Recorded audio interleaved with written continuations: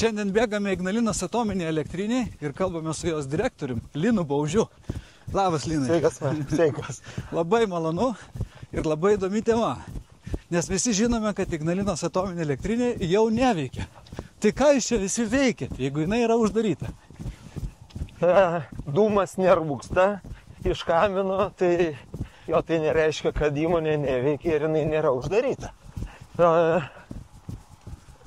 Ignalinos atominė elektrinė, kurios tikslas buvo gaminti elektros energiją visom Baltijos šalim, tai tikrai elektros energijos nebegamina. Bet šitas didžiulis renginys, kaip visa elektrinė, su užimančia keliasdešimt hektarų teritorijos. Čia mums už nugaras. Taip, keliasdešimt hektarų teritorija. Tai turi savyje daug milijonų kubų betono, geležies, įrangos, radioaktyvių atliekų. Ir statyba, kuri prasidėjo planavimas 74-83 pasileido eksploataciją. Ir dabar nutraukus gamybą, Lietuvos įsipareigojimas yra, kad ne tik nutrauk gamybą, taip, bet ir ją visiškai uždaryti ir, kitaip tariant, paversti žalia pievelę. O tai kas būtų, jeigu to nedarytume? Tiesiog visi užrakina, išėjom namo, žinai. Tai planas, sakyčiau, pirminis planas toks ir buvo. Aš tą patį klausimą uždaviau pirmą kartą čia atvažiavus ir šnekant su žmonėm. Jeigu buvo projektas kaip pastatyti, turėtų būti projektas kaip išardyti. Taip. Tai tokio projekto kaip išardyti reaktorius, ten to betono, keliasdešimt metrų aukščio strypai, tai tokio net nebuvo. Turbūt mintis ir buvo nutrauks eksploataciją, uždarys tą visą teritoriją ir betono gabalai, radioaktyvios medžiagos turbūt ir liks tokios amžinai nesutvarkytos ir nesaugomas. Ne? Va, tai mūsų yra planas įsipareigojimas Europos Sąjungai, kad visos radioaktyvios atliekos būtų saugomos saugiai, nepaliekant ir mūsų ateities kartom šiukšlynų nesutvarkytų. Ir tam yra įsipareigojimas iš Europos Sąjungos finansuoti šitą projektą. O Lietuvos viską išardyti, saugiai surūšiuoti, sudėti, pastatyti atliekinas ir saugiklus. Viskas iš principo turi atitikti dabartinius saugius standartus. Yra ta pati tarptautinė organizacija Tatena, kuri prižiūri, nustatyti standarai, kaip viskas turi būti. Gerai. Be palikimo ateičiai. Tai buvo mūsų pažadas Europos Sąjungai ir tai buvo sąlyga, ar ne? Gal ne visi ir prisimena tą. Kodėl mes apskritai turėjom uždaryti? Juk jinai dar galėjo iki šiol turbūt veikti, ar kaip? Pagal savo resursus. O čia geras klausimas, kurių mažai kas užduoda. Ne? Tai pirma, tai viena iš sąlygų įstojimo Europos Sąjungoje, ne pagrindinė, bet viena iš taip. Ir kitas dalykas, laikas eina greitai. Ir šiandien, jeigu tokio įsipareigojimo Lietuva nebūtų davusi, tai elektros energijos gamyba jau būtų sustabdyta. Jau būtų pasibaigę, ne? Kažkur tai apie 2017 metus turėjo būti vis tiek stabdoma.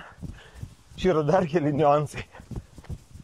Įranga, branduolinis kuras, kuris buvo tiekiamas, vežamas iš Rusijos, Sovietų Sąjungos. Ne?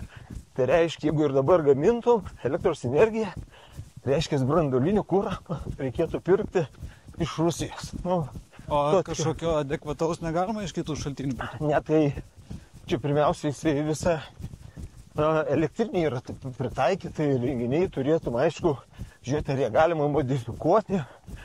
Ir ten yra kitom rytų šalyse esančios atominės elektrinės, pavyzdžiui, ten pritaikė, ten amerikiečių Westinghouse. Bet šita elektrinė iš tikrųjų turi tos unikalius RBMK tipo reaktorius. Jinai yra nemodifikuojama, skaičiau, gana nesaugi. Tai manau, kad geras Lietuvos šiais sprendimas yra, kad mes uždarom, Europos komisija arba Europos donorai dar ir finansuoja. Kitaip tariant, Lietuva būtų tvarkius viską savo lėšomis. Gerai, apie pinigus biškį pakalbėkim. Kiek kainuoja visą tai? Kiekvienais metais gal galima tiesiog skaičių vardinti, koks yra biudžetas jūsų įmonės? Juk dirba virš 1000, kaip suprantu, darbuotojų. Jo, 1500 darbuotojų. Tai biudžetas jis yra sudaromas tokie, čia ES yra susitarimai ir finansavimas yra užtikrinamas 7 metų periodai. Tai tariant, kuris jam prasidėjo, sakykim, nuo 21 iki 27 metų mes dabar turim finansavimo periodą ir ES sako, mes jums skirsim daugiau kaip 500 milijonų eurų ir tai bus 86% eksploatacijai reikalingo finansavimo, o 14% skirs Lietuva. Aha. Va, Tai netoli 600 milijonų. Tai mes tokį turime... Čia 7 metų laikotarpį. Taip, tai mes tą vadinam tokį finansavimo periodą, kai jis eina į pabaigą, dėrybos prasidės realiai tokios jau neformalios kitais metais apie finansavimo periodą nuo 28 metų. Tai dar nežinia, kaip jis ten. O yra šansų, kad neduos? Ir reikės Lietuvai pačiai visą tai mokėti? Aš nemanau, kad tai yra įmanoma, tai vis tiek yra tam tikri tarptautiniai susitarimai. Lietuva jos vykdo. Šį beje mes prabėgom dar vieną atlikiną, kur mažos vidutinio ilgamžiškumo radioaktyvios atliekos, tai yra 300 metų bus laikomos, statomos pagal naujus reikalavimus.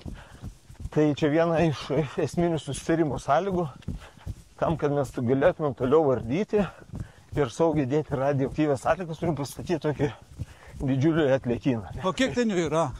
Ko? Kubai, stonom, kaip dabar pasakyti, kiek čia viso to chlamo prisikaupė per visą eksploatacijos laikotarpį? Tai turbūt kelis dalykus turim. Tai turim panaudotą ir dalis dar likusio nepanaudoto branduolinio kuro. Galėsim pasižiūrėti, kaip bent jau iš išorės atrodo saugykla. Metalo, kurio skaičiuojama apie 180 000 tonų, kurio apie 40% jau esame išmontavę. Tai dar, aišku, yra nemažai ir ko toliau to metalo mes surandam daugiau, kuris yra labai radioaktyvus. Jisai užterštas, jo negalima naudoti. Kitaip tariant, tu negali ateiti žmogus rankom pradėti pjaustyti, ne? Tai jau daro robotai, ir negali kaip per Černobylio serialą, kur ten įbėga 5 minutės žmogus, padaro ir pabėga. Plius mes matuojam žmonės, kiek ne tik vienu matu kokiam užterštam fone dirba, bet kiek, pavyzdžiui, ten per mėnesį susikaupia. Ir kad, jeigu ten tos ribinės reikšmės pasiekimus, jis turi sustabdyti darbus. Tiesiog. Tai čia vien metalo 180 000 jo, tonų. Tada, jeigu betono, tai maždaug 1 700 000 tonų. Kubų, ne, kai kolegos paskaičiavo, kad tai yra maždaug 23 egiptietiškos... Norėjau paklausti, kaip tik kiek tilptų. Jo, tai. Arba Gizos piramidėm, arba sfinksais, jų yra tikrai labai daug. Čia esam kažkada ir traukiniais, galim čia sukti dešinę. Čia yra ir saugykla panaudotų branduolinių kuro ir atliekynas. Tai bandėm čia ir traukiniai skaičiuoti, kurie turėtų būti apie 600 traukinių, kur tam po 60 vagonų, žodžiu.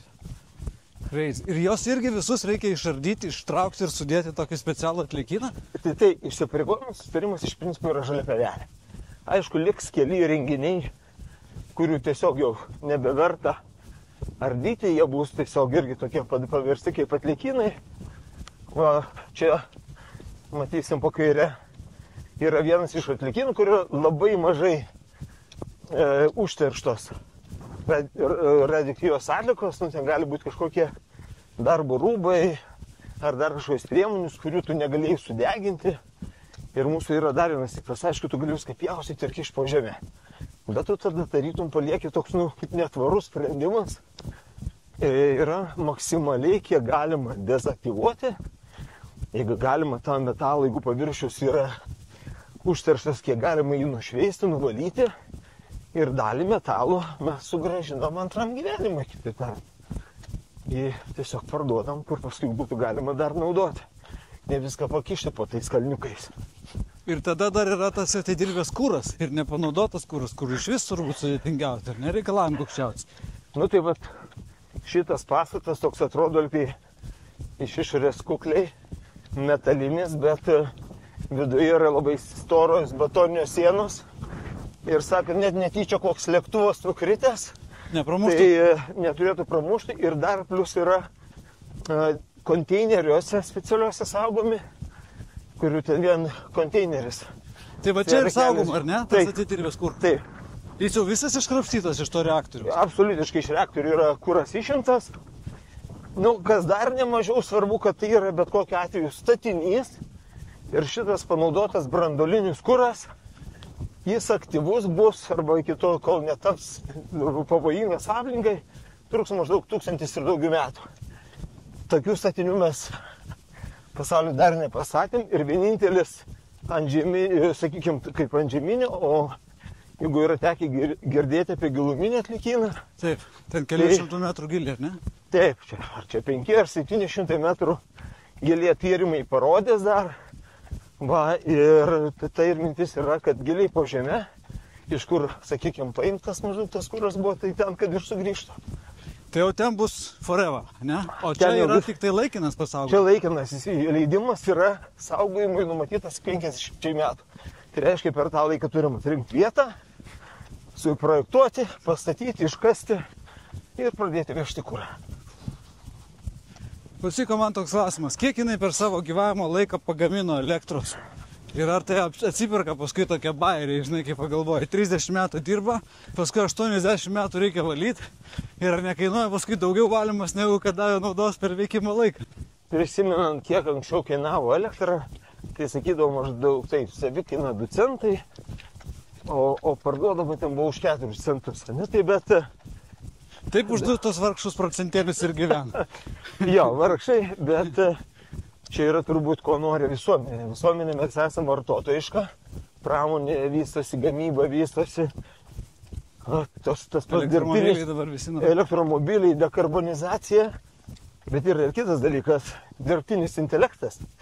Jų serveriai reikalauja dar daugiau, jeigu tu ten į Google pakrapštyti ten vienas energijos suvartojimas, jeigu klausi dirbtinio ChatGPT, tai jis dar kelis kartus daugiau suvartoja.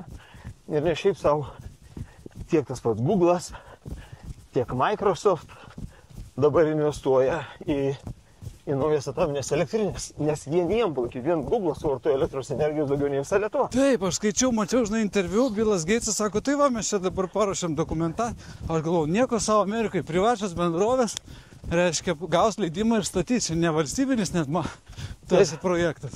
Ne, tai elektros energijos suvartojimas net pagal tą naują Lietuvos nepriklausomos energijos strategiją numatyta, kad per kelis dešimtmečius Lietuvo elektros energijos suvartojimas išaugs 6-7 kartus. O kiek dabar Lietuvos valgo? Terapetą, aš nežinau, ko matuojami. Reikia pasitikslinti, kad tikslius pamatyti skaičius. Ne? Čia teravatais turbūt jau eina, ne? Nebe gigavatai. Taip. Bet o šitą kiek gamindavo mūsų šaunio elektrinė? Aš vat neprisimenu. Jos buvo, čia numatyta yra 1500 megavatų. Ir mes turėjom 2 blokus. O planas sovietmečių buvo pastatyti 4. Taip. Tai trečią bloką pradėjo statyti nepriklausomybės paskelbimo aušroj. Ir ten apie 30-40% jau buvo pastatyta. Jo, paskui buvo sprendimas, tai aišku, nugriauti, bet čia turbūt yra labai geras įvykis tada, kad nereikėjo vystyti toliau, nes tą reikėtų dabar uždarinėti. Ir tai vis tiek tie senai tipo reaktoriai. O čia galim kairę pabandyti pasukti. Tai žiūrėk, Linai, tai tu, taip galima skaityti, atsakėjai mano klausimą, kad jeigu jau kažkas projektuoja naują statyti, tai iš principo apsimoka. Netgi įvertinus tą milžinišką darbą, kurį paskui reikia padaryti valymo, ar ne? Dabar šiek tiek yra, aš negaliu skaityti ar dabar, tai negalim lyginti, kas buvo sovietmečių, planinė ekonomika, ką planavo. Ten buvo tiesiog reikia elektros ir kaip ir bet kokią kainą mažai vertinau. Taip, nesakau, kad visiškai nevertina, bet ne tiek kaip dabar. Dabar, kai tu projektuosi, planuosi, tai tu turėsi pateikti projektą, ne tik tai, kaip tu pastatysi, kaip tu paleisi, bet kiek eksploatuosi, kaip nutrauksi, kaip išardysi, kur saugosi panaudotas branduolinės atlikas, radioaktyvias atlikas, ne? Tai ir tas viskas turės būti paskaičiuoti ir vertinti. Tai tos įmonės, kurios dabar vysto toliau, kurios paleidinėja, tai jos įskaičiuoja. Ir tai vis tiek atperka, skaičiai bent jau rodo, atperka tas, kuris poreikis augs tiek, kiek jo reikės, kad vis tiek yra verta statyti. Taip. Nes akivaizdu, kad atsinaujinantis energijos šaltiniai, jeigu imkim vėją ar ten saulę, yra labai svarbus ir Lietuva vis tiek didžiąją dalį savo energetinės nepriklausomybės ant to stato. Bet tam, kad būtų 100% nepriklausomi nuo kitų šalių, gal dar ta perteklius yra, kai galėtume eksportuoti, saulės ir vėjo nepakaks. Tai naujieji moduliniai reaktoriai, ar vienas, ar du, čia klausimas, kiek tarkim, galėtų atsirasti, bet jie ir būtų nekonkuruoti su saulė ir vėju, bet papildyti tada, kada, sakykime, rinkoje bus didžiulis trūkumas, žinau, nešvies saulė, nebus vėjo, tai būtų labai geras toks balansavimai. Tai ir turės Lietuva dar savo atominę elektrinę? Aš, čia yra, kurie, ten yra įvairių technologijų, kurios turbūt Lietuvai yra neįkandamos, bet mažiai branduoliniai reaktoriai tai yra tikrai renginys, kurį galima pastatyti, turime kur pastatyti, turime visą čia Lietuvoje paruoštą tam infrastruktūrą, jeigu, pavyzdžiui, lyginti Estijoje, sakykime, su Lenkija, kuri niekada neturėjo, kur reikia dar atrasti vietą, kur būtų, ar ne tiek atsaugu, bet kad ir žmonės priimtų, įsileistų, šalia jų namų statytų. Elektros linijas turim, aikštelę turim, žinias turim ir turim visą infrastruktūrą, kaip tvarkyti, saugoti radioaktyviąsias atlikas. Ir netgi, čia galim sukti, ir netgi galvojant apie tą patį, kur dėsim tą palikimą ten iš tie naujieji reaktoriai, aišku, jų kuro likutis panaudotų bus ženkliai mažesnis negu iš senųjų atominių elektrinių. Bet kadangi mes vis tiek turim statyti giluminį atliekyną, tai čia tokia, sakyčiau, labai gera sinergija, kai jau bent jau kainos papildomos saugojimui panaudoto branduolinio kuro praktiškai galėsime skaičiuoti. Nes turėtume turėti saugyklą. Tai net filosofiškai aš galvoju, jeigu norime, kad tie 100 milijonų eurų, kurie dabar dedami į tą valymą, kažkaip taip, nenueitų vėjais, tai vertinkim, kad tai yra to viso know-how palaikymas. Ir jeigu ateityje statytume naują, tai viskas būtų kaip ir logiškai turėtų įgytų vertę visai kitą teisybę. Tai mes plius turime vis tiek tą patį kartų pokytį žmonės. Turim jaunąją kartą ateinančią, kurie baigia universitetus inžinieriai, kuriem įdomu. Šičia, ką mes darom, nes yra... Tai pas jūs dabar ten ne tik tai, kad išdaužyti ir išpjauti. Su robotukais. Valdom yra tikrai daug distancinio darbo, kur tiek ir statinės radioaktyvias atlikas dedame, kur tai darom jau su joystickais. Robotai yra, kurie tuos užteršus vamzdžius pjausto. Taip. Distancijų. Ir ten jau yra, čia jau sakom, nebe išmontuotas, bet jis yra operatorius. Sėdi už storų sienų, per distanciją mato keliais rakusais, kaip pjausto vamzdį. Ir ne tam, kad jaustum, kad esi, atrodo, šitą vietoj ir tą pulsą, tai net su pilnu garsu. Tu girdi kaip jaunamas vamzdis, kitam jisai, tarkim, nukrenta ar panašiai. Bet kitaip tariant, jie nėra vien tik tai griovėjai, jie galėtų būti ir statytojai pagal savo kvalifikacijas. Jo, čia ta kvalifikacijų turbūt pas mūsų ir profesijų paletė didžiulė yra. Tai pradeda nuo to, kad tam, kad pjautum, ardytum, negalėti bet ko čia pradėti su pneumatiniu plaktuku už sienas. Tai... Ieškom žmonių turinčių meistravimo patirties neužtenka. Ne, to tikrai ne. Pirma, turi suprojektuoti. Ne vis, yra brėžiniai, kurie yra statiniai, bet nėra instrukcijos, kaip IKEA, kaip ten surinkti arba išrinkti. Ne, tai turi žmonės paruošti pirmiausiai instrukcijas. Turime vatėsi, mūsų reguliatorių, kur tikrai žiūri preciziškai, ar viskas pagalvota, ar saugu. tiek iš radiacinės saugos, branduolinės ir tik gavę visus leidimus mes ir dar kur dėsim tą, ką išardysim, kur laikinai saugosim, kur paskui pervešim, kada, va tik tada gali pradėti ardyti. Tai yra taip, kur ten kažkur tai betoną reikia griauti, kur robotai vamzdžius pjausto, kažkur žmonės rankom su staklėm ten karpa, nes, sakykim, ilgą strypą neįkiši tą metro aukščio statinę, tai turi sukarpyti, sudėti. O visas tas gėris, kuris čia saugomas dabar laikinai atidirbusi tą visą kūro masę, ar jinai negali kažkaip tai refurbišinama būtinai? Galim į dešinę. Iš jos dar kažkokį tai iščiulp naudą, gal galima būtų, ar neegzistuoja tokios technologijos? Dar biškelį sulčių išspausti. Tai čia yra dar keli dalykai, pavyzdžiui, kokia nauda tam pačiam Lietuvos mokslui. Ne? Tai, tarkim, tos pačios sienos ar vamzdžiai, kai kurie yra radioaktyvūs, užteršti.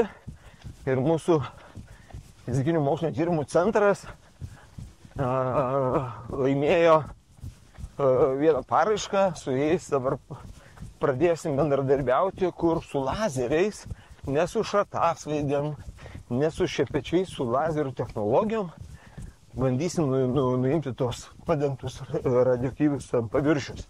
Ir jeigu, sakykim, ta technologija pasitvirtintų, tai panašius darbus daro tiek Bulgarijai, Slovakai turi padarę nemažą pažangą, arba kitos šalis, arba tas pats Černobylis, pasibaigus karui, jie turi tos pačius RBMK tipo reaktorius ir elektrinę, kurią reikės taip pat pradėti ardyti. Tai va čia tos technologijos, kur dirbant su mokslu, mes jos galėtumėm įveiklinti ir rasti tuos būdus, kurių dar nežinom, kaip tai padaryti. Ir kitas dalykas, panaudotas branduolinius kuras. Tai šnekant su fizikais, tai sako, kažkokį dalį kažko gali išspausti, kažkur galbūt panaudoti, bet kad į visą taip 100% iškrautų, nežinau, kaip ten akumuliatorių. Išcentrifikuot dar kartą kažkaip, žinai, atskirti ten. Ne, ten yra daug medžiagų, kurios vienas dar tu gali panaudoti, ten kažkurios lieka, kurių niekaip nepanaudosi. Ir, ten, nežinau, tričiai ir dar kažkas, kurie yra labai radioaktyvūs, labai pavojingi, tai jų tu niekur nepadėsi. Taip. Tai va, tai čia dėl to tie giluminiai atlikinai, čia nėra kažkokia sena technologija, jinai labiau yra nauja. Suomiai ką tik baigė statyti, tiek švedai pradeda judėti irgi link statybų, prancūzai ir šveicarai. Sakykim, skandinavai vienas iš tų pavyzdžių turbūt, ir ką tiek ta tarptautinė organizacija Tatena pasako, tai šiuo metu yra saugiausias, geriausias būdas, kuriuo nebeįmanoma įveiklinti tų radioaktyvių medžiagų panaudoto branduolinio kuro, kad saugoti, kaip čia grąžinti giliai po žemę, iš kur jisai buvo paimtas. O tavo manimu, apskritai dabar pasaulyje požiūris į atominę energetiką išgyvena kokį laiką? Renesansą. Renesansą? Tikrai.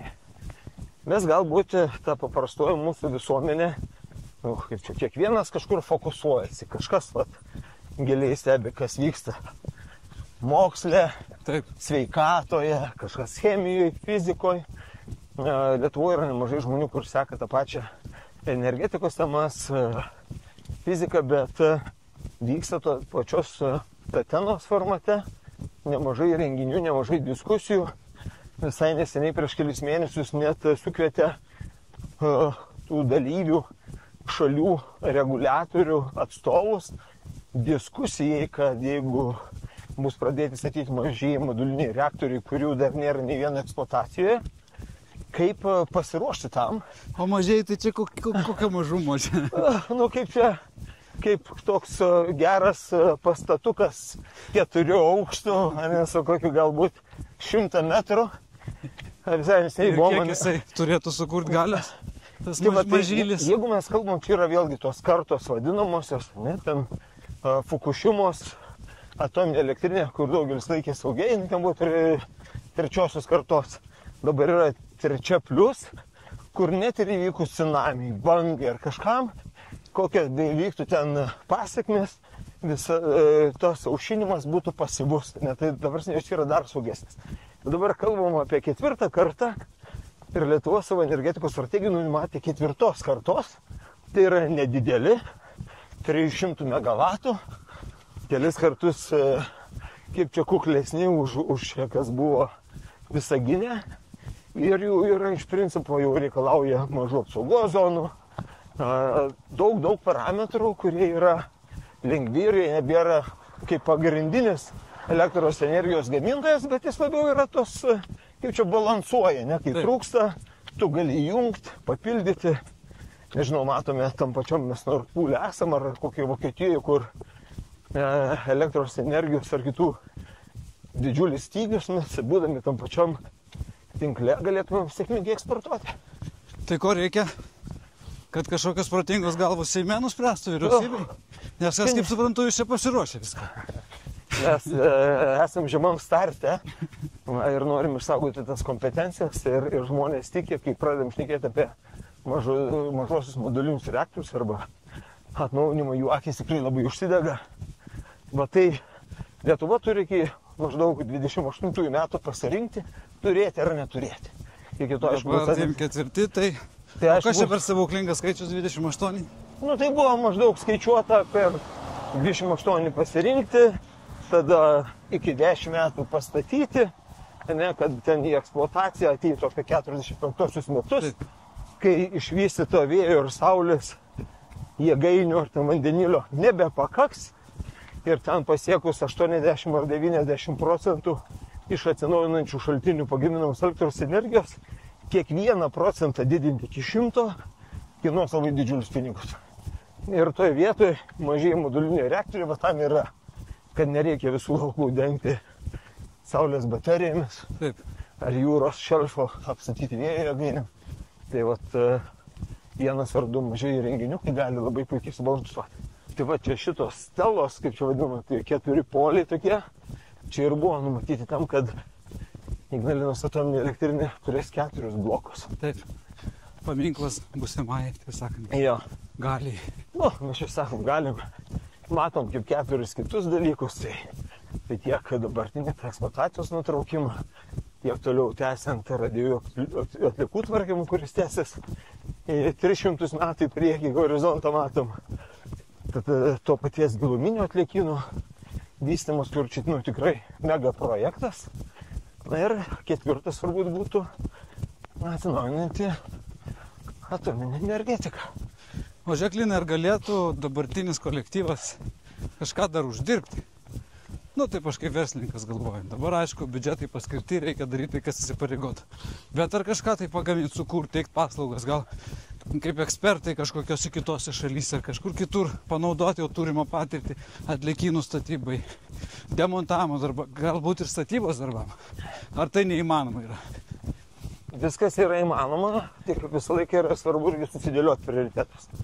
Tai pirmiausia, mūsų pagrindinis užsakovas, kaip tarkim, nežinau, valstybė užsako, kad privačios įmonės statytų tiltus, jie stato tiltus, gali dar užsimti kitą papildomą veiklą. Tai mūsų užsakovas, energetikos ministerija, vyriausybė, sako, jūs turite vykdyti eksploatacijos nutraukimą. Čia yra pagrindinis prioritetas. Ir už tai bus mokami pinigai, nu ne tai, kad nesiblaškyti, bet čia yra pagrindinis fokusas, į ką turim kreipti savo energiją, ieškoti žmonių, nes tikrai elektrinė neužsidaro, neužsirakina, spynas nekabinsim dar ilgai. Tai čia vienas iš tokių. Tada kitas dalykas, tai pačiai Europos komisijai esame įsipareigoję, kad tą, ką mes darom, turim daug unikalumų ir darom pirmieji pasaulyje. Arba ką tipo, tokio tipo reaktorių nėra išardę. Ir dar to paties betono išlaisvinimas nuo radioaktyvių medžiagų, kur gali mokslą prisitraukti. Tai yra įgytų žinių dalinimasis. Tai va tos jau įgytos žinių dalinimasis, jisai vieną dieną gali gauti tam tikrą pagreitį. Nu, prisimenant Independent laivą LNG, kuris yra Klaipėdoje, vieni pirmųjų pasaulyje, dabar KN Energies, kur irgi valstybės valdoma įmonė, sėkmingai parduoda savo žinias Pietų Amerikoje. Tai vat, mes tokie galėtumėm būti, ar tiek atėjus laikui, kai tai bus daroma sakykime, tam pačiam Černobylį. Pakankamai neseniai mes čia turim delegaciją iš Černobylio atominės elektrinės. Jie čia tikrai labai domisi, nes dabar jų tikslas yra saugiai išlaikyti, prižiūrėti, kad nebūtų padaryta didesnė žala, kol vyksta, tai sakykime, karo fazė.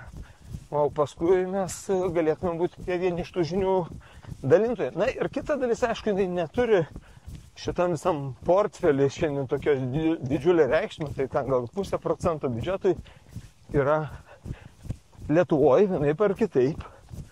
Kai kurios įstaigos, ar tai būtų ligoninės, ar mokslo įstaigos, turi radioaktyvių atliekų. Pas odontologą, ne? Tai šviečia mūsų... Taip. Tai ten irgi jie naudoja priemonės, tos pačius apsaugos švinus, kurios uždeda. Tai jų sutvarkymą Lietuvoje atlieka vienintelė Ignalinos atominė elektrinė. Ir yra nustatyti įkainiai, ir mes sutvarkom ir žinom, kaip pusrudenį žmonės atveža specialias vietas. Taip ir panaudotas švininės prijuostas galima pristatyti. Kitas dalykas, kuris čia yra vėl ten teisiniai dalykai, pavyzdžiui, išvežti ir saugoti panaudotų radioaktyvių atliekų, medžiagų kažkurį kitą šalį negali. Kiekviena šalis turi laikyti. Čia yra tarptautiniai susitarimai, konvencijos ir turbūt ne kiekviena šalis turbūt norėtų, kad čia mes priimtumėm kažkokios šalies ir padarytumėm čia atliekyną, ne?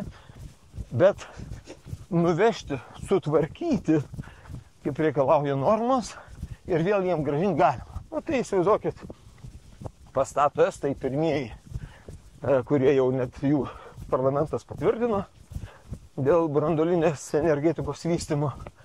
Ir jie sukaup savo radioaktyvias atlikas.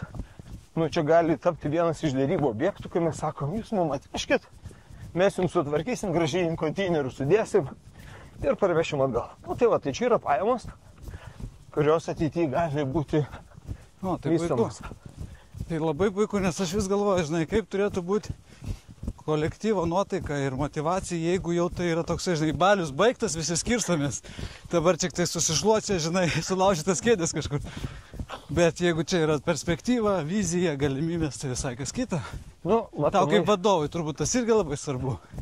Man kaip vadovui, man kaip žmogui, man kaip galbūt mentoriui, komandos narių, kalbant apie tą pačią motivaciją. Mes visi turim skirtingas motivacijas.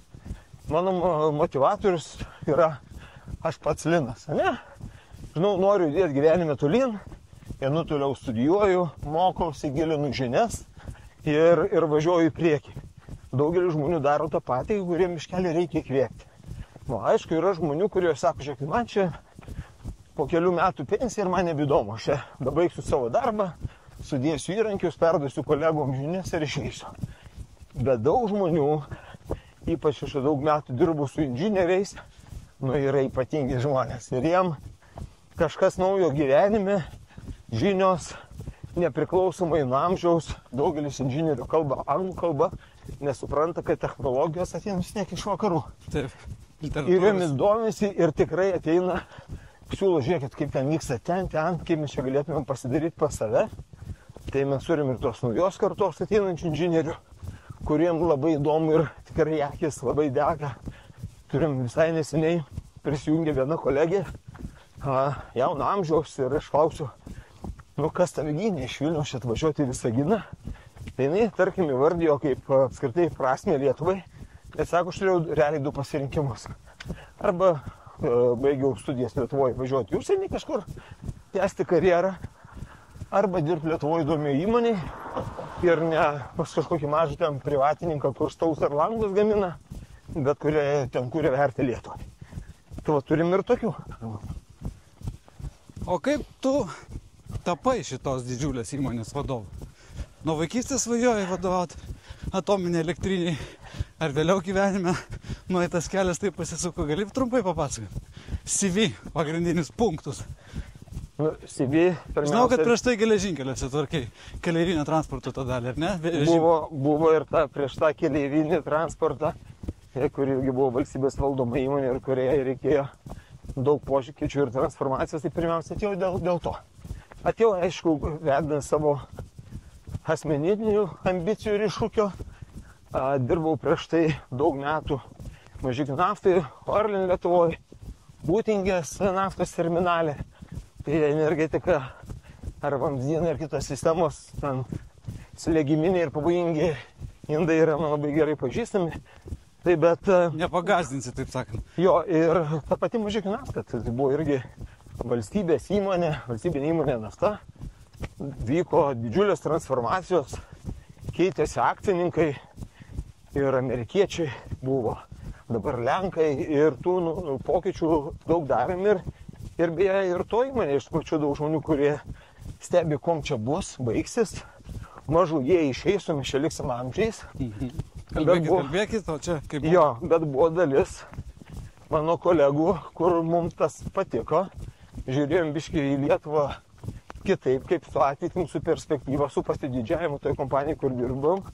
Ir kad rezultatas, ir kartais ne tik rezultatas, kaip tu jo pasieki, teikia tau didelį malonumą. Kai tu pasieki didelių rezultatų, kur kartais atrodė nepramušama 3 metrų storą sieną, va ir kai ją pasirodo galima pramušti, tai tu matai, kad galima galbūt padaryti kitur. Nu ir taip aš 2017 metais atsidūriau tuo metu dar vadinamai valstybėje, nežinau, ar labai daug kas bemini Lietuvos geležinkelius tokiu vardu. Didžiausias Lietuvos darbdavys, ko gero. Ir tuo metu keleivių vežimo veikla turėjo 36 milijonų eurų nuostolį. Jeigu pasižiūrėti praėjusių metų, jau atskirtos įmonės nuo geležinkelių, ten irgi ES 4. transporto paketas, turi būti atskirtas infrastruktūros vežėjas, valdymas ir vežėjai, ir valdytojai. Ir LTG Link dabar uždirba daugiau nei 10 milijonų grynojo pelno. Va, tai tas transformacijos, kur tu gali padaryti ir kur atrodo beviltiškai ir sako, tau nepavyks, kai tu pasieki, tu dar labiau savim tiki, ne? Ir čia tiesiog, manau, turbūt, kad kiekviena įmonė yra savo laikas, kuriam turi skirti. Ten tiesiog Lietuvos geležinkeliuose ir LTG Link baigėsi mano kaip vadovo kadencija, kaip pagal kadencijų įstatymą. Ir aš tiesiog priėmiau sprendimą nebedalyvauti ir nebetęsti antroji galimybei. Ir sulaukiau kitų vadinamųjų galvos medžiotojų skambučio, kad Ignalinos atominė elektrinė ieško naujo vadovo, o to pritraukimas irgi yra esminis dalykas. Ne tik, kad pažangos projektų vystyme, bet ir organizacinės kultūros, gerinimo kultūros pačios visos. Ir aišku, suinteresuotų šalių valdymo, kas yra ne tik Lietuvoje, bet ir už Lietuvos ribų. O kiek čia iš toj darbo vietoj tau svarbu optimizuoti kaštus, racionalizuoti išteklius? Tas biudžetas duodas, kiek yra, tiek yra, ar čia yra prasmė kažkas sutaupyti? Nu, nežinau, pats esi verslininkas ir turbūt neieškai tos pigiausios, paprasčiausios duonos, tu vis tiek nori valgyti skaniai, bet turbūt 10 eurų irgi nemokėsi, nu turi būti kiekvienas dalykas, kaip čia pagrįstas, ne? Taip, proto ribos. Protų, kaštų naudos analizė. Tai jeigu, sakykime, mes turim nuostabius kaminus, kuriuos žinom, kad už 5 metų nupjausim ar už 3, ir dabar liktai sueina laikas pagal eksploataciją, kad juos reikia perdažyti. Taip. Tai nežinau, ar verta dabar 500 000 dėti dažų darbo jėgų šitos kaminus dažyti. Tai šitus kaminus turbūt dažyti reikalauja aviacinis saugumas, ar ne? Aš kaip suprantu. Ne aviacinis. Ne dėl orlaivių? Ne, tai yra... Aukštesnis negu tam tikro aukščio turi būti pažymėtas. Ne, tai tu gali turėti ir baltą, gali ir geltoną, ne, čia kaip jau nusistatysi. Žiūrėkit, Vilniaus šilumos tinklai paėmė nudažį baltai. Aš gal čia laikinai ar taip ir liks? Ne, taip ir liks. Yra tikrai turbūt orlaivis ne vien spalvą mato, o yra ir navigacija. Bet yra tiesiog įrenginių eksploatavimo taisyklės, kurios ir numato, kas kiek laiko tu turi atlikti diagnostiką, ir jeigu yra ten rūdžių ar pažeidimų. Nu dabar sakyk, sveikas protas savo, kad gaila to 500 000, bet reikalavimai yra tokie. Ką tada daryti? Tai yra pirmiausia dokumentai, instrukcijos, kurios parašo, kodėl tai reikalinga, kam naudojam. Ir jeigu tu, tarkim, nematai kažkokių ten kritinių arba iš ankstesnių diagnostikų tyrimai rodo, nebuvo kritinių defektų, tu tiesiog derini su to pačiu reguliuotoju ir sakai, nedarom tą, kas natūraliai mes padarysim už 3 metų, nes tai bet kokiu būtų atveju Lietuvos biudžeto lėšų švaistymas, tai nesukelia kažkokį tam pavojaus, žmonių sveikatos saugumai. Čia kaip vienas iš pavyzdžių, ne? Tai turbūt begalės turbūt. Taip, arba tie patys vamzdis ilgas, kuris ateina iš Visagino energijos, yra 800 cm diametro vamzdis, kur teka šiluma mūsų pastato šiluma. Tai, suprantam, kokie yra kaštai. Ir jie tokie akivaizdžiai neizoliuoti, man tie vamzdžiai. Jie turi savo, čia išorė tik tai skarda saugo vatas ten nuo saulės poveikio. Ne? Bet energetinis efektyvumas yra, ir dar plus dar pastatai yra įsimėti tarpusavį distanciją. Tai šiandien yra technologijos, kurios, sakykime, investavus ir tavo atsiperka po 3 metų, tu žinai, kad tą pastatą, tarkim, eksploatuosi dar 15 metų, tai, bet koks verslininkas priima sprendimą, tai daro. Tai mes irgi turim tą vadinamą centrinę projektų valdymo agentūrą, finansavimą skiria Europos Sąjungo, komisija prižiūri ir jeigu mato, kad tas projekto įgyvendinimas sutaupys ties čia kelių metų lėšas, tai sakys, davai, tik darom. Taip. Taip pat, tai mano kaip vadovo ar kaip, sakykime, man patikėto turto administratoriui, kaip buvo tikslas yra aišku, ir turime daug tų pačių specialistų, inžinierių, kurie ir pasiūlo tai, bet mano tikslas tai arba priminti, arba uždegti, arba kai kartais sako, niekas čia neskirs pinigų. Tai galbūt nueiti pas tą vieną iš tų sprendimų priėmėjų ir pabandyti įtikinti. Tai būtų.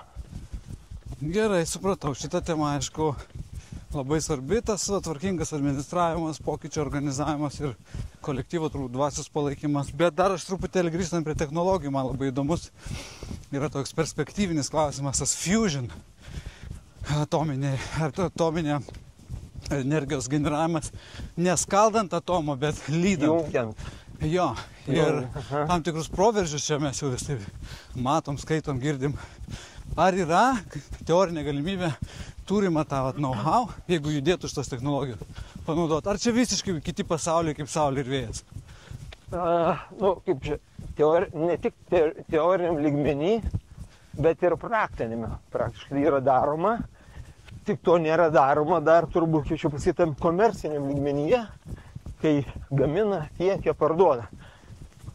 Kiek aš žinau, tai yra tik tais viena tokia kol kas įmonė pasaulyje, maros, yra Prancūzijoje, kur ten 5-6 šalių konsorciumas daro tokį kaip pilotinį. Ir jeigu aš teisingai pamenu, jo vertė skaičiuojama maždaug apie 30 milijardų eurų. Tai ar Lietuvai, ne tai ar čia mūsų nosiai, bet ar yra prasminga, aišku, galima palaukti dar 20-30 metų, kaip čia viskas susiklostys ir galbūt atsiras dar kažkokia technologija. Bet net ir tie patys amerikiečiai. Ta prasme, jie žiūri visiškai į naujos kartos mažosius branduolinius reaktorius, kiek reikia pastatyti ir tai yra bet kokiu atveju ten dėl kainos ginčiamas, ar tai 4 ar 5 milijardai. Bet vienas toksai nedidukas 300 MW, ar ne? Jo. Namaliukas. Sakau, kai čia paskutinį kartą buvom Amerikoje, kur ta tema irgi nemažai vystėsi. Aišku, buvo diskusijos ir apie panaudotą branduolinį kurą, kaip geriau, kur saugoti, kaip laikyti, o galbūt panaudoti antrą kartą, bet kaip pats klausė, kurioje čia dabar stadijoje, eroje, tai naujai reaktoriai yra tikrai renesansas. Ir buvom nuvažiavę į tą lauką, kuriame jau kaip čia koliukai sukalti. Kur jis yra? Jis yra Tenesio valstijoje. Tenesio valstija, ten apskritai yra toks Tennessee Valley, kuris nuo didžiosios depresijos metų labai išvystytas regionas, kur statė ir atominės elektrinės, beje, nu ten irgi Manhatano projektas didysis prasidėjo, kur branduolinį gamino pirmosiom bombom atominiam, bet ten yra ir hidroelektrinės, mokslas, laboratorijos, bet ten irgi yra šitas, kaip mūsų laisvoji ekonominė zona, tai panašiai irgi vysto tokių principų. Dabartinių klausimas labiau iš tikrųjų finansavime, nes jų finansavimas negali paimti tiesiog iš iždo valstijos ar visos Amerikos, o turi įtraukti per kainodarą, tai turi būti finansuojama čia. O kur tu minėjai šitie Microsoftas, Google'as ruošiasi statyti privačiom, tai jie būtent tos mažiukus ir planuoja statyti? Modulinį tą 300 metrų ar panašus. Tai vienas iš variantų yra net kalbama, ten kur vyko Amerikoje didžiulė kažkada irgi atominės elektrinės avarija, berods ar 76 ar 6 of 3 miles kažkaip jo vadinasi. Tai vat jie net svarsto šitą elektrinę nupirkti ir ją prikelti. Aišku, galbūt jie ten labiau tą naudos kaip tą statybinį aikštelę, plotą. Arba ar tikrai tą seną technologiją įjunginės, bet jie mato pagal savo vystimąsi, kiek reikia ir mato, kur pasaulis vystosi su elektros energijos poreikiu. O jis auga, visi pripažįsta ir taip pat Europos komisija tai laiko, kad yra realiai žaliojo kurso plėtra ir jeigu norim, kad Paryžiaus įsipareigojimai būtų įvykdyti, tai be branduolinės energetikos plėtros tas yra neįmanoma šiandieninė technologija. O kaip lietuvių gyventojų požiūris? Gal jūs kartais tyrimą darėt, kaip žiūrėtų tauta, jeigu būtų nuspręsta statyti naują atominį?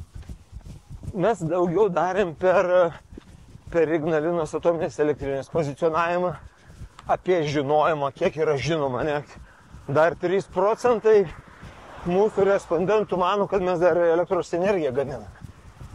Bet kas įdomus buvo variantas, kad iš to tyrimo daugiau nei 50% palaikytų, jeigu būtų toliau vystoma atominė energetika. Daugiau negu pusė, ar ne? Taip. Tai va čia toks jau... Tai aš manau, turbūt mes čia lenkiam ir latvius ir estus, kurie niekada neturėjo ten. Supratimas gerokai menkesnis turbūt apie šitą. Kiek man teko girdėti iš estų pusės, estai tikrai turi labai daug pozityvo, optimizmo, kad būtų vystoma. Vien tas, kad ir jų parlamentas priėmė sprendimą, kad vystyti. Tai jie kaip čia stoja į eilutę, dar kalbėjom su čia ir tikrai ne viena tų mažųjų branduolinių reaktorių vystytojų, gamintojų klausimas toks ir buvo. Ar čia net toks buvo lygiai pasigirdęs, kad mes tarytum Lietuvoje vėluojame tą eilę atsistoti ir kai jau norėsim, tada dar ten lauksim kelis dešimtmečius eilėje.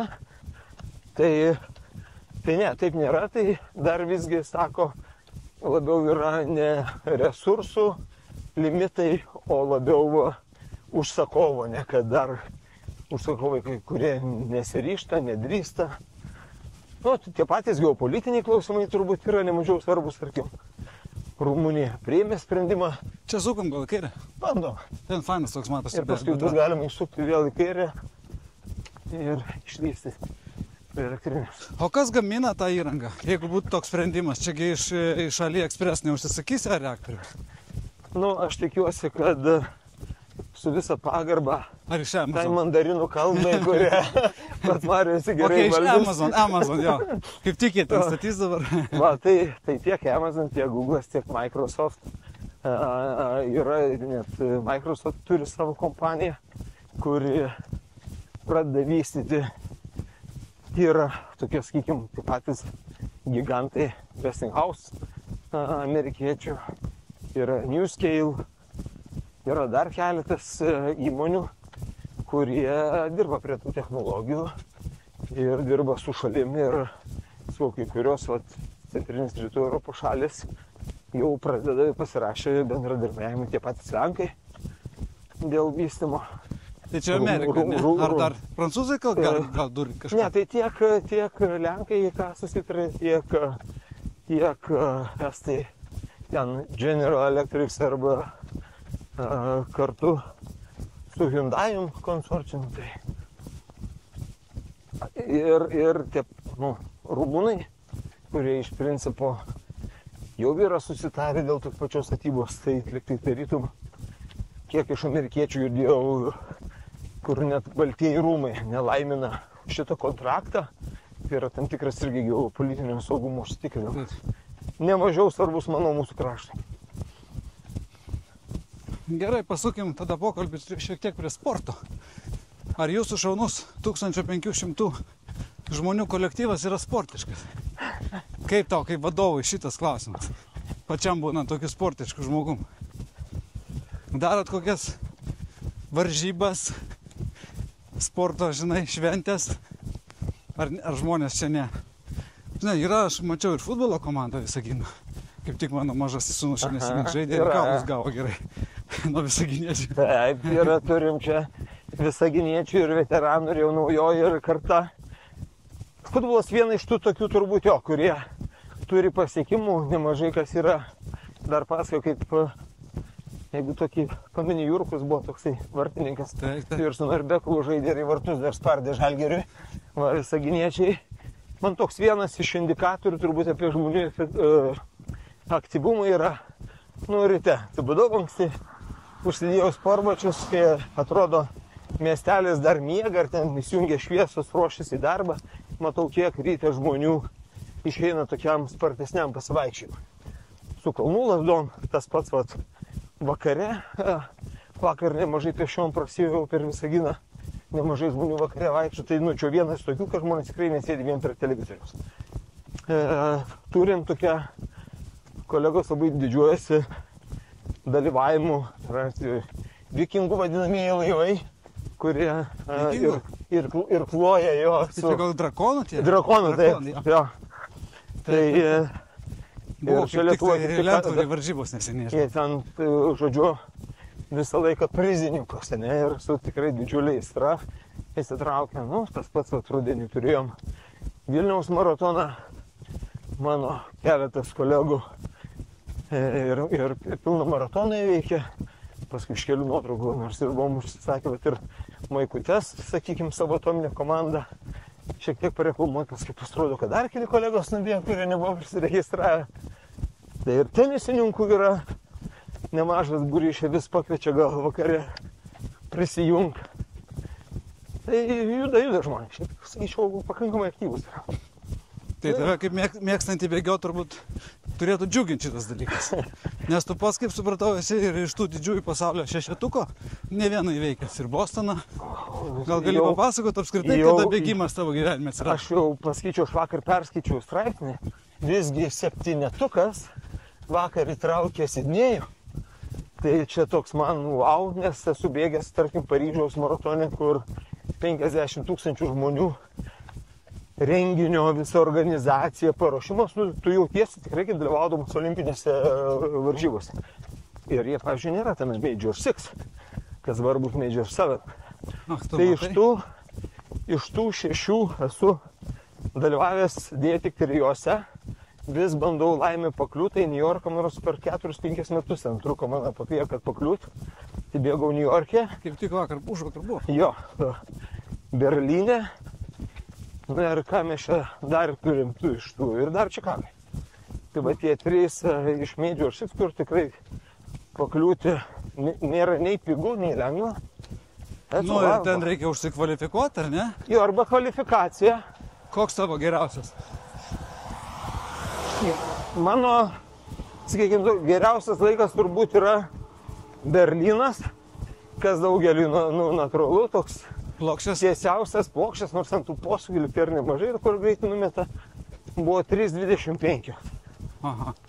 New York'e, kur bėgau prieš 2 metus, tai jau ir New York'as ten turi savo tą, kaip ten, žinai, bėgi, žinai, pusę ar 1,5 kilometro į tilto sukilimą, paskui nuo tilto. Jo, tik tais atbėgęs aš grįžau namo, įsijungiau Euronews ir pasižiūrėjau, nes buvo tiesioginė transliacija ir ten ir kaip tik komentuoja. Kaip sako, visi žinom, kad New Yorkas yra vienas iš sunkesnių, ten po Bostoną. Oho, galvoju, gerai, kad tik dabar sužinau, kad bėgau. Nes ten finišas bėgi, ten progų gynėjimo muziejų realiai. Nuo 39, ten iki 1 kilometro visi kalniukas sukyla. Na tai va, tai ten, nežinau, Vilniuje subėgęs, Varšuvai porą kartų, Romai prieš užpraeitą metais prasidėgau. Kada atsirado šitas pomėgis? Iš vaikystės ar vėliau gyvenime? Aš vaikystėje toks, kaip sportuodavau, kaip ir visi mes čia vaikai, turbūt kokius 3 būrelius vienu metu turėjau. Nuo šaškių iki bokso, iki sportinių šokių. O kur taugai, sorry? Šiauliuose, Klaipėdoj? Aš gimiau, augau iki 13-14 metų Mažeikiuose. Aš žemaitukas, tėvo karjeros vingiai panašiai kaip matau ir mano nubloškė šeimą į Šiaulius.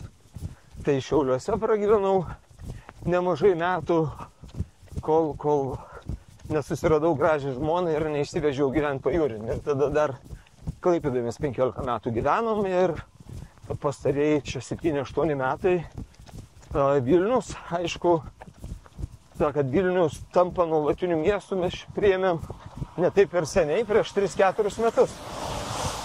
Tai tą laiką labiau savaitgaliais grįždom važinėjimą. Tai va tai, kiekviena mokykla turėjo savų sporto šakų galbūt, pamenu, tą pačią fizinio pamoką atėjo iš lengvosios atletikos maniežo ir mus 3 išsivedė. Sako, jūs darysim sportininkais.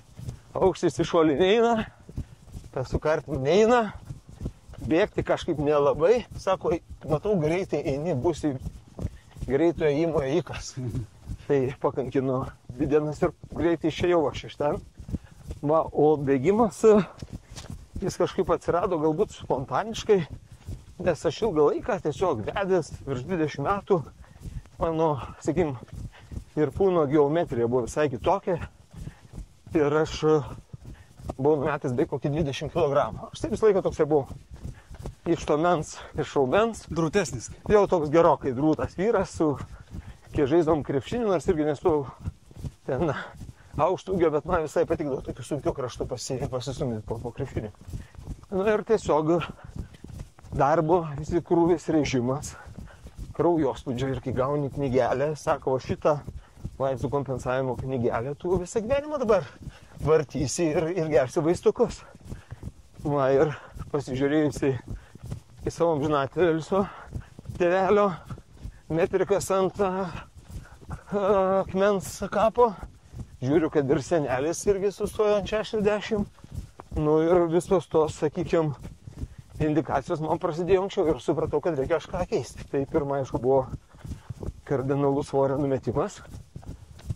O bėgimas atsirado jau ten po kelių metų, kai pradėjau jūrų uostų inžineriją studijuoti Klaipėdoj. Darbas po darbo iki išnaktų. Ne tai, kad paskaitos, bet tų darbų rašymas. Ir suprantu, kad mano gyvenimas kažkur tai pasibaigė, reikia kažkur tai prasirefrešinti. Nu, ir pradėjau tai.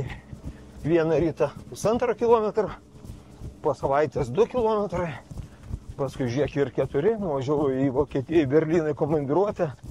Pirmą kartą nubėgau 10 kilometrų tokio lengvame geram vaibė ir žiūriu, kad nepavargau. Ir tik žiūriu, už savaitės vyks Berlyno maratonas. Nu, ir sakau savo, nu galbūt ne po metų, po 2 aš čia atvažiuosiu. Nu, tai ir įvyko štai tai. Tai jisai kaip natūraliai ir atėjo. Ar turi kokį nors ilgalaikį tikslą, ar dabar artimiausia, žinai, kaip pasiekti kokį ten, nežinau, 3 valandų tą svajonių limitą, ar dar kažką, trailai galbūt, esi bandęs kitus žanrus? Aš Murakami knygą, kai skaičiau, kai kalbam apie bėgimą, ne, kur čia daugelis turbūt yra perskaitęs, tai man jau labai triatlonas buvo šalia. Taip. Bet tie darbo iššūkiai kartais padaro taip, kad tu bandai rasti laiko ir atsigauti, kad apskritai galėtum prasidėti. Tai pasiruošimui dviratis ir dar plaukimas turbūt ir šiandieniniam gyvenimo etape turbūt sunkiai aš galėčiau padaryti. Galiu iš patirties pasakyti, kad 4-5 valandos per dieną pasiruošimą. žinai, tai čia tikrai labai daug reikia laiko. Šiuo metu, mano kartais darbui laikas yra 12 ir 14 valandų. Vien tik darbo. Tai jo, tai labai džiaugiuosi, kad dar galiu vakare vėliau atsivėra knygą, kurią mielai paskaitau 2-3 lapus iki užsmingant. Bet beje, aš turiu prisipažinti apie vieną iššūkį savo kėliau. Čia vėl buvo faktorių, kurie, sakykime, ne nuo manęs priklausančių šiek tiek pamaišė. Aš nusižiūrėjau iš vieno tokio aktyvaus sportininko, verslininko Mariaus, kuris bėga atstumą pagal savo metus. ir šį pavasarį buvau pasiruošęs bėgti 50 km. Bet savo, aš žinau, kas yra motyvacija, kaip pasiruošti, kaip kartais kantrybės trūksta ir planavau rudenį sudalyvauti kažkokiam maratone, nes maratonas yra labai geras, kaip čia, režimo laikymas. Ne, kai tu laikysi režimo, meti visus žalingus įpročius, nedaug aš jų turiu, bet net ir vyną iš racionų. Tai tokia aišku tiksla labai. Jo, tai ir sakau, ir net mano žmona visą laiką suportina, palaiko, neduoda klausimų kvailų, kodėl čia pas draugus maivaisi, ne, čia su vyną turi. Arba negeri. Tai aš tą ketinau daryti ir paskui tą tempą dar biškį padidinti, arba išlaikyti, kad galėčiau tam balandžio mėnesį sukviesti savo draugus, kas etapais, kas su dviračiais ir įveikiam tą distanciją kartu. Bet įvyko pokytis karjeroj, atvažiavau į Visaginą, planavau, kad tas maratonas galbūt Valencija ir galbūt Amsterdamas ir jisai nuplaukė ir tai vat ir apsiribojau įtikinę žmoną nuvažiuoti į Malervego kelią, kur yra Saksonijai, Vokietijai. Taip. 120 km mes per 8 dienas, kalnai su ten 5000 kiek ten kilimų. Jo, toksai. Ir kadangi buvo ir vedybų metinės, tai vat ir užskaitėm tą iššūkį. O kiti sportai, tu papildomai dar darai ką nors, kad būtum geresnis bėgikas. Ten, žinai, bendras fizinis paruošimas, kažkokie atsilenkimai, pritupimai, tempimai. Ar tik tai bėgioji? Ir vat kiek per savaitę tu bėgioji, koks tavo intensyvumas? Tai intensyvumo dažnis, aišku, priklauso kartais ir nuo komandiruočių, nes visą laiką būna mano krepšyje, ne? Išvažiavęs irgi bėgioji turbūt, ne? Aš tai skaičiau, vienas iš geriausių būdų pamatyti miestą, nes tu išvažiavęs į komandiruotę, kartais gali ir nepamatyti visiškai to miesto, nes ten sėdėsi, kabėsi ar kažkokiam ofise, arba skridai vakare vėlai ir paskui ten pavakarį išvažiuoji. Tai ryte atsigėlė sopą? Absoliutiškai, švarus miestas, švarus, kamščių didelių nėra, tu labai daug pamatai. Tai čia mano vienas iš tokių turbūt mėgstamiausių. Bet dėl, sakykime, ten tempimai ar kiti, tai rytinė mankšta ir prasitempimai yra tiesiog rutina.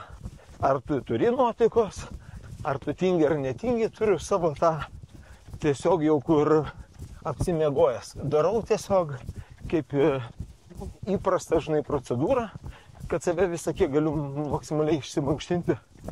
Nes, ten, žinai, kai nueini pas sporto mediciną, tau parodo nugarą, ten visokias apaugas, kaulus ir ten sako, apsitai, tu nieko negali bėgioti, sakau, tai gerai.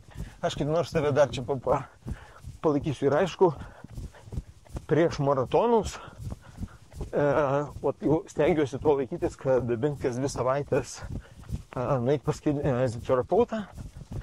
Yra tokia, nežinau, dabar jinai bando pakeisti kryptį, bet yra tokia Laura Skomskė, skaičiau, auksinės ir geležinės rankelės, kur net berankio blauzdas kitas geba išminkštinti.